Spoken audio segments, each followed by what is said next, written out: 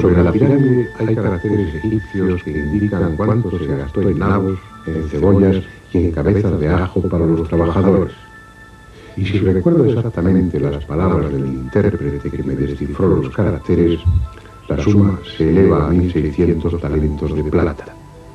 De ser así, ¿en cuánto se pueden valorar los otros gastos, como el hierro empleado en la obra, los alimentos y vestidos de los obreros?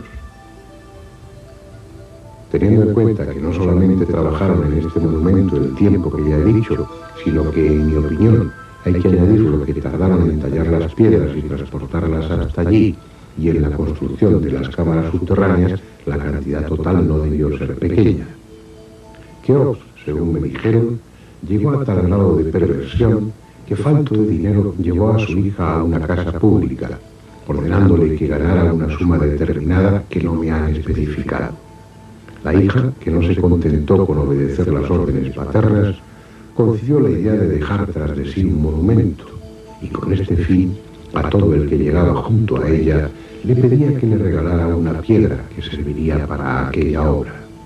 Con esas piedras, según me dijeron, se construyó la pirámide que está en el centro de las tres, delante de la gran pirámide, y que tiene un pletro y medio de lado. Lo que acabo de leer es un fragmento del libro segundo de las historias, escrito por el historiador griego Herodoto. En él proporciona algunos detalles sobre la Gran Pirámide y dice, entre otras cosas, la existencia de una rampa, de una calzada por la que se trasladaban las piedras desde el Nilo hasta la Gran Pirámide. Y al referirse a esa calzada, dice que debió ser una obra casi tan importante como la propia pirámide. Pero hay una serie de detalles técnicos que él también menciona a propósito de la construcción de la Gran Pirámide que merece la pena ser tenidos en cuenta. Se colocaron al principio una serie de gradas que algunos llaman crosai y otros domines.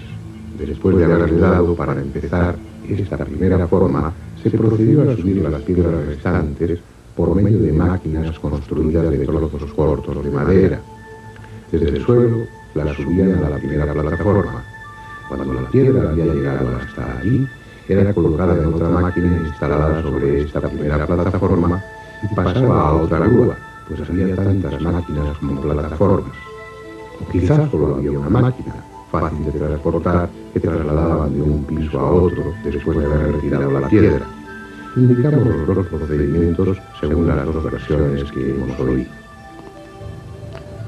Bien, ya saben ustedes todo lo que la arqueología sabe respecto a quién y cómo construyó la Gran Pirámide. La cuestión está en si eso es o no cierto. No voy a entrar en la credibilidad de Herodoto, el padre de la historia, aunque para otros historiadores como Plutarco era poco menos que un charlatán. Pero en este caso la historia de Egipto no le iba ni le venía, por lo tanto es probable que lo que él contaba fue lo que le contó el guía que le acompañaba. Hay que tener en cuenta que Herodoto estuvo aquí en el año 400 y pico antes de Cristo. Habían transcurrido 2200 años desde que la Gran Pirámide estaba construida. Eso según algunos. Según otros habían transcurrido más de 5000 años. También hay que tener en cuenta que lo mismo que su guía le dijo que habían sido Keops, Kefren y Micerino los que encargaron la construcción de las pirámides de Giza, a otros autores también antiguos, sus guías correspondientes, no hablaban de Keops, Kefren y Micerino, sino que se la atribuían a Armoeus, Amosis e Inarón. También es preciso saber que a otros muchos historiadores ni siquiera les dieron el nombre de los padres de las pirámides de Giza. Se referían a ellas simplemente como las pirámides del pastor Filitis, porque estaban precisamente en el terreno donde ese pastor colocaba a sus rebaños.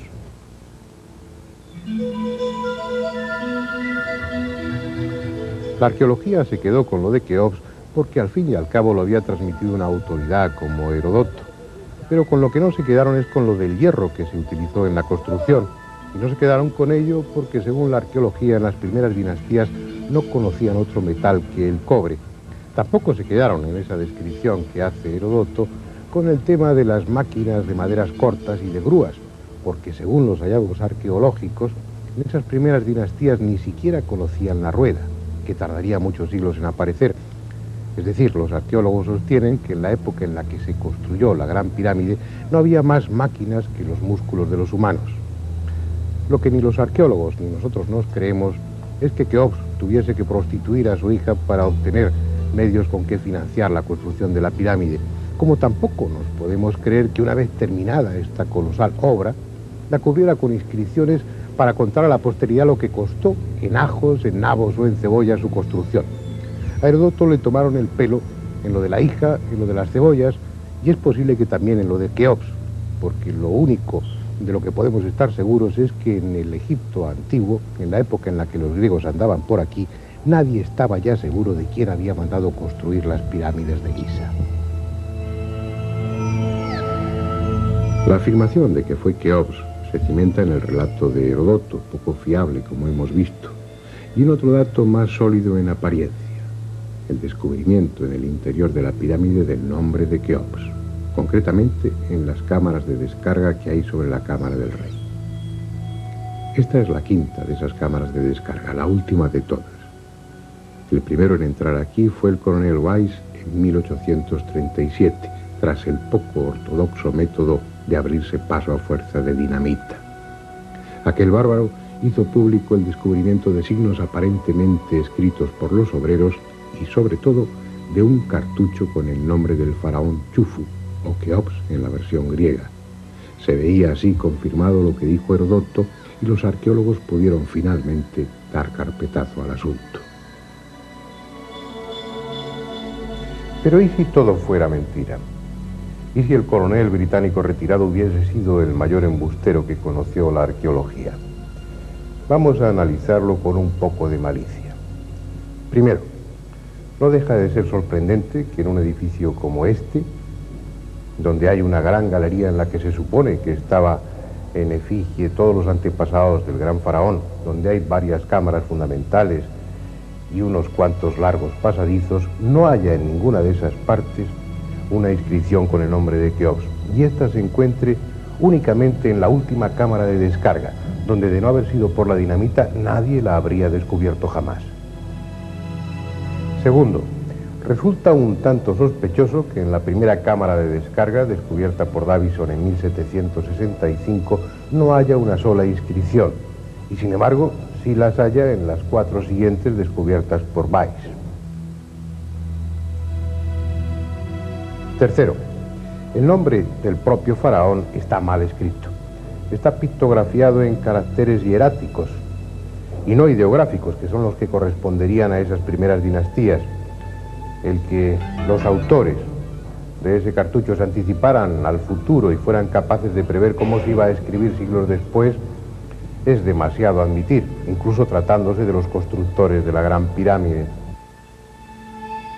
Cuarto, en la época de Weiss, el único libro que trataba sobre la escritura antigua jeroglífica era Materia Hieroglífica, publicada en 1828, y en él los caracteres hieráticos que figuran son exactamente los mismos que Weiss descubrió dentro de su cartucho, con una peculiaridad que incluso transmitió un error del autor del libro, Wilkinson, quien confundió el equivalente de la letra Che con el de la letra J. Y ese error está también reflejado en el cartucho, de tal manera que en vez de poner Chufu, que sería el nombre de Keops en su versión egipcia, pone Jufu. Desde el principio hubo varios egiptólogos que mostraron su escepticismo. Por ejemplo, Lepsius, al que ya me he referido por su estúpida inscripción a la entrada de la siringa, en la que llama a su rey Guillermo IV, Federico Guillermo IV de Prusia, como rey del Alto y el Bajo Egipto.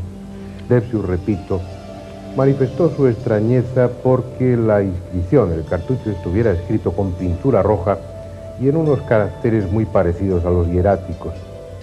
Lo mismo pensó Samuel Birch, un eminente egiptólogo experto en escritura jeroglífica, pero fue Zacarías Sitchin el que dejó en evidencia a Weiss al descubrir que éste, en su diario y con fecha del 27 de enero de 1837, dejó escrita la necesidad de volver a su país después de haber realizado un importante hallazgo. Eso lo escribió unos meses antes de encontrar ese cartucho con la inscripción.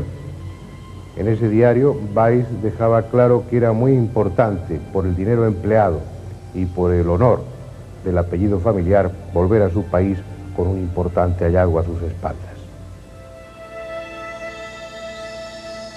Cabe aún otra posibilidad, que el coronel Howard Weiss, al cometer su fraude, se confundiese y en lugar del nombre del faraón pusiese el del dios Khnum. Hay muchos sarcófagos del Imperio Antiguo en el Museo de El Cairo que llevan inscrito ese nombre, por lo que es lógico deducir que se trate de un dios y no de un faraón. Y también es posible, cómo no, que el hallazgo de Weiss sea auténtico y que por tanto esas inscripciones de la cámara de descarga sean igualmente auténticas. Entonces se trataría de asociar el nombre de Keops en egipcio, Chufu, al del dios Khnum, lo cual tampoco es descabellado.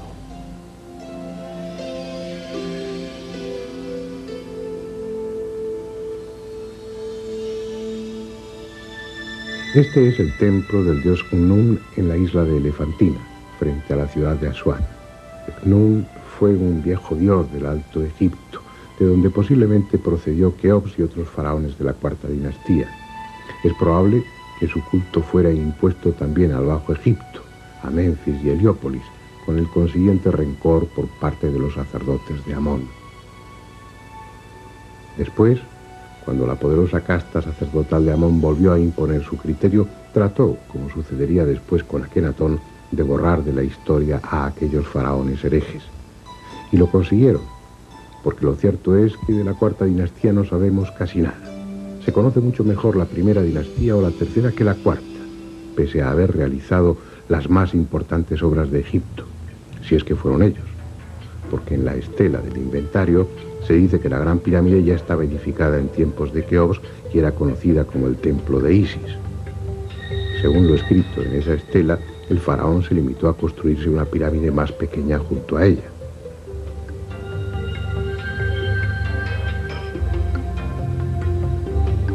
Si tal como hemos visto en los dos capítulos anteriores, este singular edificio está construido con unos conocimientos y con una técnica que según la arqueología para nada estuvieron en posesión de la cuarta dinastía, quedaríamos en libertad de asignarle otra antigüedad diferente y otros arquitectos distintos.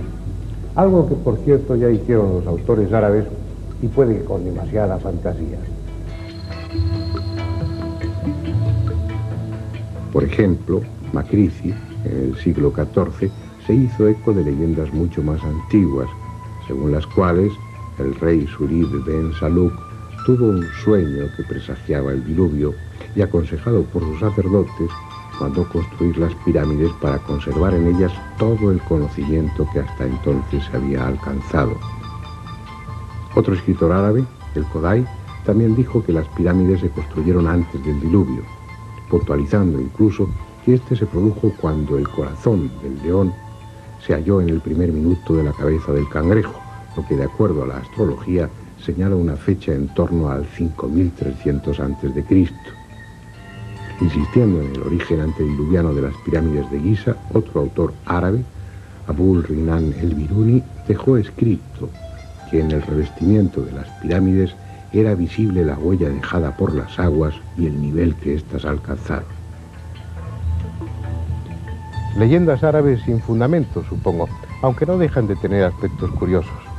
El autor árabe Macrici, en el siglo XIV, describió las leyendas que habían inspirado al Mamun la necesidad de penetrar en la Gran Pirámide, y en esas leyendas se hace referencia a cosas insólitas, no solamente a tesoros materiales, grandes cantidades de oro y de diamantes, sino también se habla de objetos muy extraños. Se habla de talismanes, se habla de un agua mágica, se habla de tesoros provenientes de los planetas, y se habla también de un metal que no se oxida y de un cristal que puede ser doblado sin partirse. No deja de llamar la atención que Macrici tuviera esa anticipación, esa capacidad de evidencia y pudiera en sus escritos del siglo XIV referirse al acero inoxidable y también al plástico. Sea como fuere, si esas leyendas son ciertas o no, convendría seguir buscando en la pirámide por si aparece esa cámara oculta. Lo que con toda seguridad no va a aparecer es el cuerpo de Keops.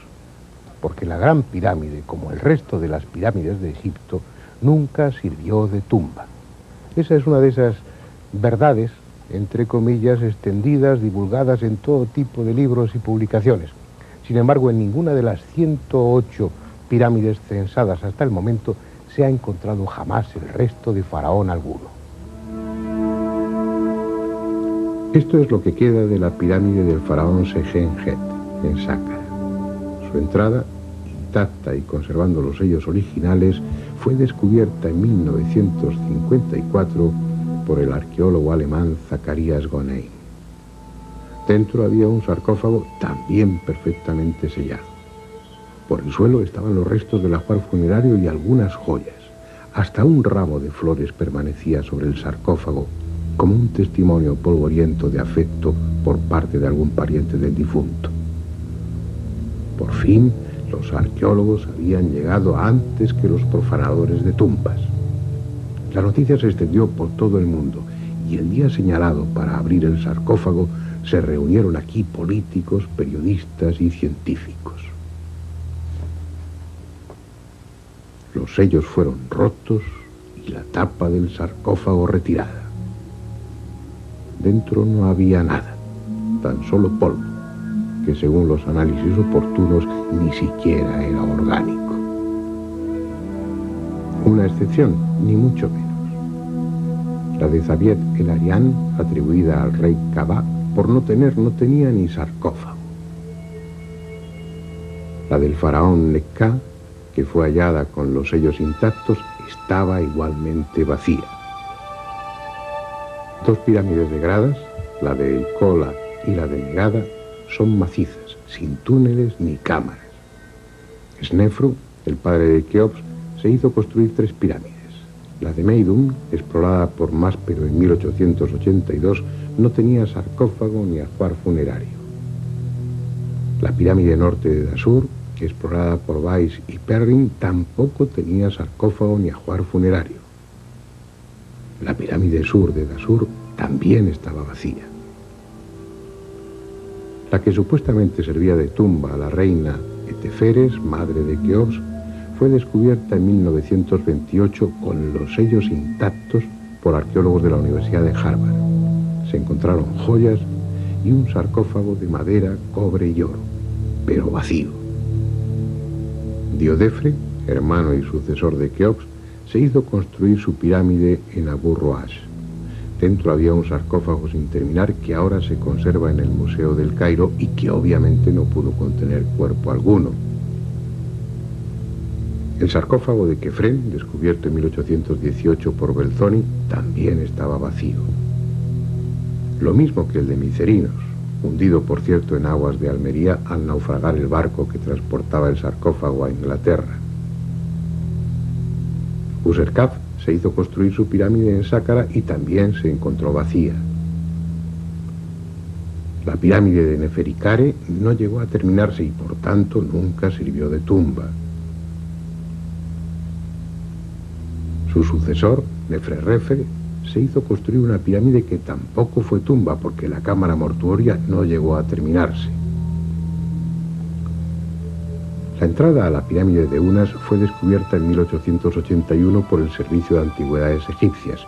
Su espléndido sarcófago de basalto estaba, como no, vacío. Como vacío y sin tapa estaba el que había en el interior de la pirámide de la reina Neit. La de Ibi no llegó a terminarse. La de Sesostris II sí se terminó. Tenía sarcófago e incluso joyas, pero no había restos de momia alguna. Amenemes III, constructor del lago Moeris, se hizo edificar 2 pirámides, una en Dashur y otra en Jabara, pero no fue sepultado en ninguna de las 2. Y así podríamos continuar hasta completar la lista de las 108 pirámides que hasta este momento han sido encontradas. El que las pirámides hayan sido tumbas es uno de esos errores que ha sido admitido, que se ha extendido y que se ha establecido como una verdad, cuando en realidad es falso.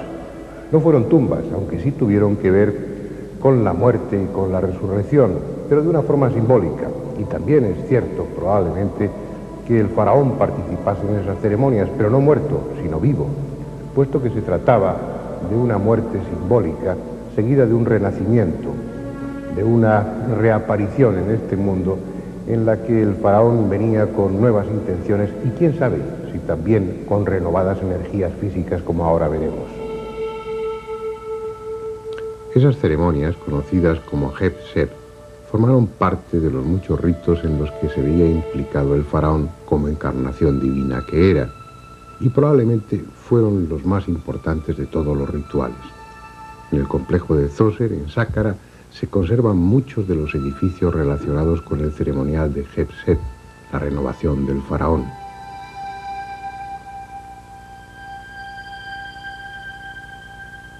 Osiris, hijo de Nut, la diosa del cielo, y de Heb, dios de la tierra, es, después de Atun-Ra, el dios creador, la figura más importante del panteón religioso del antiguo Egipto.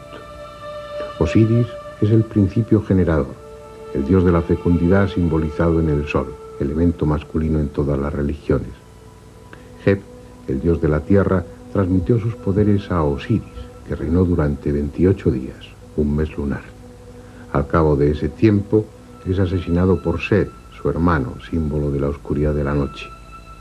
Tras muchas vicisitudes y gracias a la constancia de su esposa Isis, resucita, cediendo sus poderes a Horus, su hijo, y retirándose definitivamente al reino de los bienaventurados. Bien, el hecho es que a escala humana, los 28 días del reinado de Osiris se transforman en 28 años. Y pasado ese tiempo, para no ser más que Osiris, el faraón debía morir simbólicamente y luego renacer con renovadas energías para emprender una nueva etapa de reinado. Algunos autores sostienen que en la época predinástica tal muerte era real y el faraón era inmolado al cumplirse los 28 años de reinado. Tampoco hay acuerdo sobre el origen de la costumbre, pero sí lo hay sobre la autenticidad del ritual y sobre la demostración que tras su renacimiento simbólico tenía que hacer el faraón de sus renovadas fuerzas, incluida la sexual. Y es aquí donde supuestamente entra el poder atribuido a la forma piramidal. Es un tema que años atrás estuvo de moda y que aún no ha perdido actualidad. Son muchos los experimentos que demuestran una serie de cualidades de la forma piramidal, consiguiéndose la deshidratación de materia orgánica en el interior de una pirámide a escala adecuadamente orientada, también el mejor desarrollo de las plantas e incluso la conservación del filo de las cuchillas de afeitar. De toda la enorme variedad de experimentos realizados en torno a la forma piramidal, hay una serie de pruebas que a mí me llaman la atención. Fueron realizadas por el profesor Álvarez López en el Instituto de Estudios Avanzados de Argentina y tienen que ver con la precipitación de los coloides. Coloides son líquidos que tienen en suspensión materias de diferente densidad que, si ese líquido se deja en reposo, acaban sedimentando, acaban quedando en la parte baja del recipiente. La leche, por ejemplo, es un coloide. Pues bien, Álvarez López comprobó que dentro de la forma piramidal, y entendemos como tal una pirámide de cualquier material fabricada en la misma proporción que tiene la Gran Pirámide, dentro de esa forma piramidal, los coloides precipitaban 10, 15 y hasta 20 veces más despacio que en el exterior o que dentro de otra forma geométrica distinta. Si a eso añadimos que el citoplasma de nuestras células está formado por coloides y que una de las causas del envejecimiento es precisamente la precipitación de esos coloides, habremos encontrado un punto de unión, una conexión entre la forma piramidal y el rejuvenecimiento.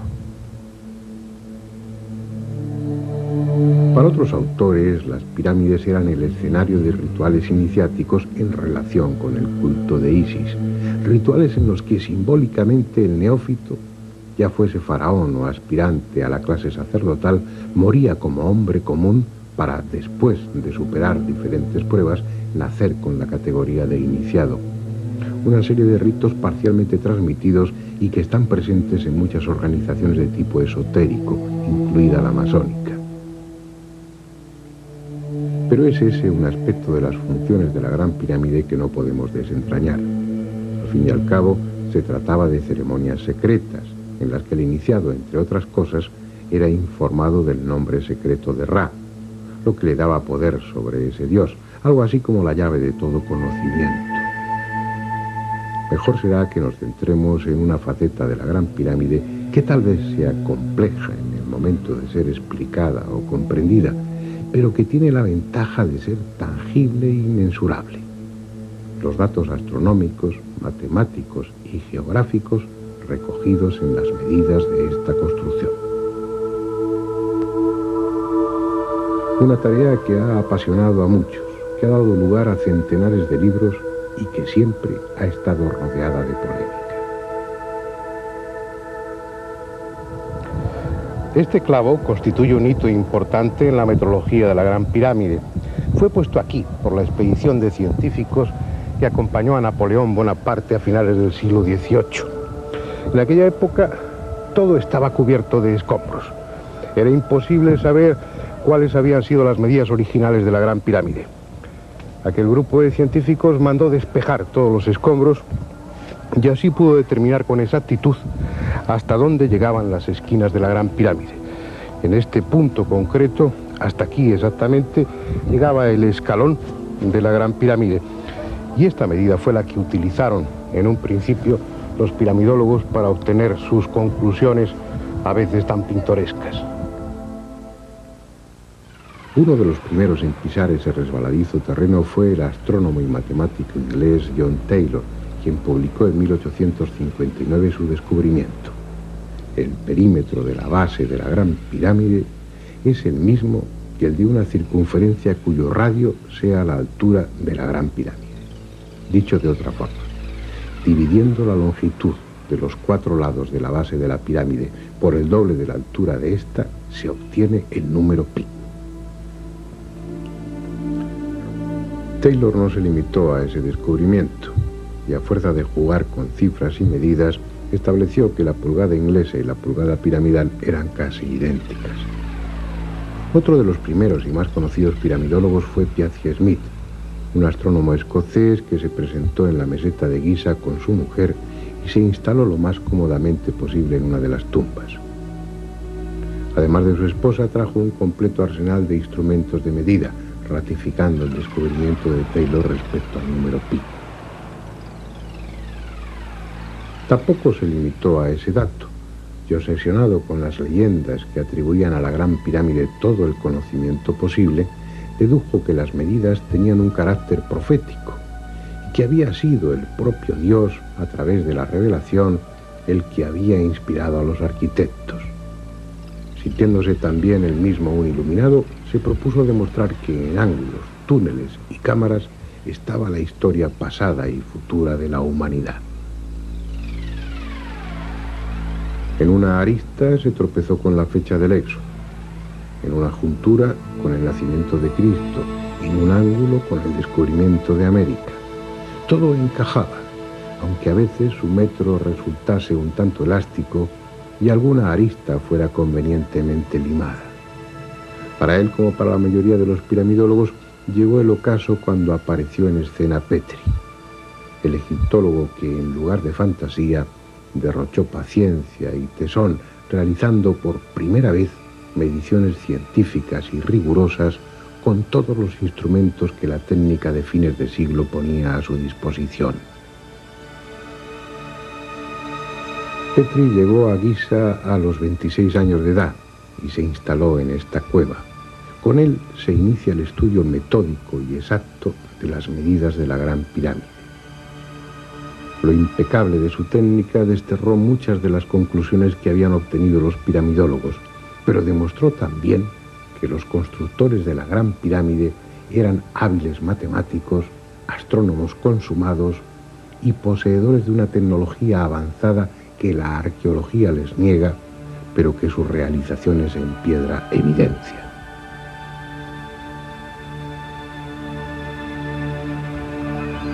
Ya hemos hablado en otro documental sobre el nivel científico y técnico necesario para que en el antiguo Egipto se trabajara la diorita, se perforara el pórfido de la manera que lo hicieron, o para que cerraran las piedras como las cerraron, o para que tallaran los bloques de revestimiento, o para que orientaran la pirámide, etc.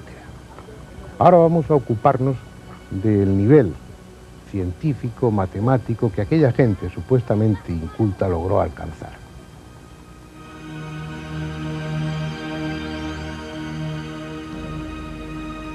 Este es el tanque de granito que hay en la Cámara del Rey de la Gran Pirámide. Se le considera como el sarcófago de Keops, aunque casi con toda seguridad nunca contuvo la momia de este faraón. No está terminado, le falta el pulimento final, pero está cerrado con tal precisión, con tal calidad de trabajo que se le podría considerar un producto perfectamente terminado. Y probablemente lo sea así, porque tal como está, sus medidas nos van a proporcionar una serie de datos increíbles. Para su mejor comprensión, Manuel Delgado está junto a otro sarcófago, un tanque de granito que contiene en sus medidas el problema matemático más antiguo del mundo.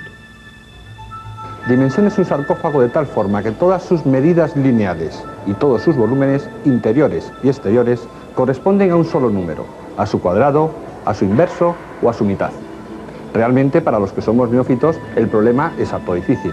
Sin embargo, también para los especialistas en matemáticas, la solución no parece muy clara. Es un sistema de 8 ecuaciones con 6 incógnitas. Lo realmente importante del asunto es que parece ser que la palabra imposible fue descartada del diccionario de los antiguos egipcios, porque en la cuarta dinastía lo consiguieron. Es este sarcófago. Está en el Museo del Cairo con el número 6193 y corresponde a Diodefre. El sarcófago de Diodefre, encontrado en una pirámide inconclusa de Abu Roash, está ahora arrinconado en la sala del Imperio Antiguo, sin que letrero alguno avise a los visitantes de su presencia. La tapa, a medio cerrar, está vuelta hacia la pared, pero a pesar de su inmerecido abandono, plantea varios problemas tecnológicos. El análisis alícuoto nos da una unidad de medida que corresponde a 1,046 metros, que viene determinada en el largo interior, de 2,092 metros. Por ello sabemos que esta distancia debe tomarse como 2. Dividiendo todas las demás medidas por la unidad 1,046, sabremos cuáles eran las originales. Hallamos los volúmenes interior y exterior. Todas las medidas, absolutamente todas, corresponden al enunciado del problema y el número clave es el 1,17. ¿Qué importancia tuvo este número para quedar registrado en el tanque? Lo ignoramos. Lo que sí sabemos, porque acabamos de comprobarlo, es que en la cuarta dinastía dominaban la alta matemática, aunque algunos sigan considerando que en el antiguo Egipto o en las pirámides no existe ningún asunto de números. Volviendo al tanque de granito de la Cámara del Rey de la Gran Pirámide, y sin entrar en detalles que serían farragosos, sus medidas interiores y exteriores proporcionan datos concretos y sorprendentes, como la densidad de la Tierra, su peso, su masa, la masa del Sol, la de la Luna, la aceleración polar de la gravedad, la aceleración ecuatorial de la gravedad y otras muchas constantes. Es cierto que, como afirman los detractores, combinando números y multiplicándolos por la unidad seguida de ceros, podremos llegar a la cifra que nos convenga. Pero si de las medidas precisas de Petri se deducen valores que corresponden todos ellos a una sola disciplina, como en este caso es la astronomía, y vinculada además exclusivamente a la Tierra, la Luna y el Sol, habrá que pensar que no se trata de manipulación y que la casualidad no puede llegar tan lejos.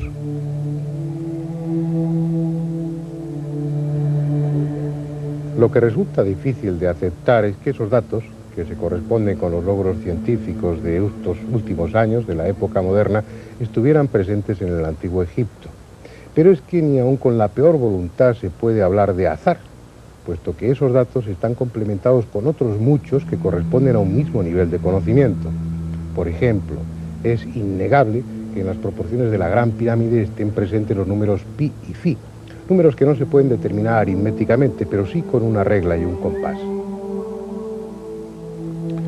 La sección áurea, o phi, se obtiene dividiendo una línea en un punto que la fraccione en dos partes, de tal forma que la proporción de la línea entera con respecto a la parte mayor sea la misma que guarde esta con relación a la menor. Eso quiere decir que el número de oro es 1,618, que tiene como particularidad que su inverso es 0,618 y su cuadrado 2,618. A principios del siglo XIII, el matemático italiano Fibonacci importó a Europa desde Egipto una serie de números que desde entonces lleva su nombre. Esta serie cumple la condición de que la proporción entre cualquier número con el siguiente es la misma que existe entre ese mismo número y el anterior. Durante el Renacimiento, la proporción phi o sección áurea sirvió de estructura hermética para las grandes obras maestras de su tiempo. Fue utilizada por Leonardo da Vinci, Miguel Ángel, Veronés, Rafael y Tiziano, entre otros. La práctica totalidad de las catedrales góticas también se basa en la sección áurea. Actualmente, el arquitecto francés Le Corbusier construyó el edificio de las Naciones Unidas con las mismas proporciones. Todas las pirámides de Egipto tienen incorporado el triángulo sagrado de Isis, que posteriormente enunciara Pitágoras como descubrimiento propio. Es el triángulo rectángulo 3, 4, 5. Siendo los dos catetos 3 y 4, la suma de sus cuadrados resulta ser 9 más 16 igual a 25, que corresponde al cuadrado de la hipotenusa, es decir, 5. Con estos tres lados se describe perfectamente un triángulo rectángulo o un rectángulo de diagonal 5. La Gran Pirámide es la única de Egipto que se sale de dicha proporción, ya que es la única que ha incorporado la sección áurea o número de oro, el número phi.